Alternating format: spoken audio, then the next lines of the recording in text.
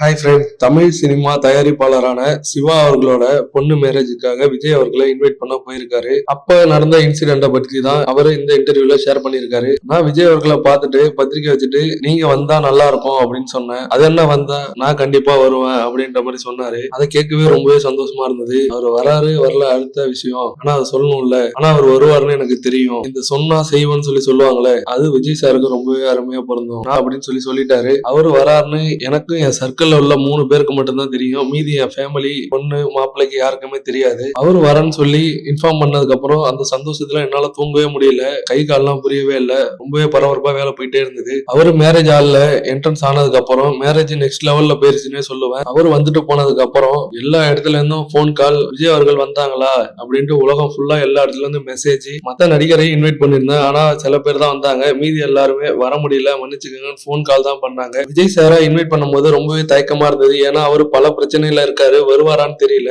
அவர் வந்தா நல்லா இருக்கும்னு சொல்லி தான் சொன்னேன். அதே போல வருவேன்னு சொல்லி வந்துட்டாரு. இதுக்கெல்லாம் நான் என்ன கைமாறு பண்ண போறேன்னு தெரியல அப்படின்ற மாதிரி ரொம்பவே சென்சிட்டிவா பேசியிருக்காரு ஒரு இன்டர்வியூல. அவங்க பொண்ணுக்கு இது மிகப்பெரிய லக்கு தான். ஏன்னா ஒரு ஃபங்க்ஷனுக்கு விஜய் அவர்கள் வந்தாருன்னா அந்த ஃபங்க்ஷன் எந்த அளவுக்கு ரீச் ஆகுன்றத நிறைய இதுல பாத்திருக்கோம். ஓகே ஃப்ரெண்ட்ஸ், அவங்க பொண்ணுக்கு நம்ம விஜய் ஃபேன் சார்பாக ஒரு வாழ்த்துக்களை தெரிவிச்சுட்டு இது போல தளபதி பத்தி ஹாட்டான அப்டேட்டுக்கு நம்ம சேனலை சப்ஸ்கிரைப் பண்ணிக்கோங்க. தேங்க்யூ.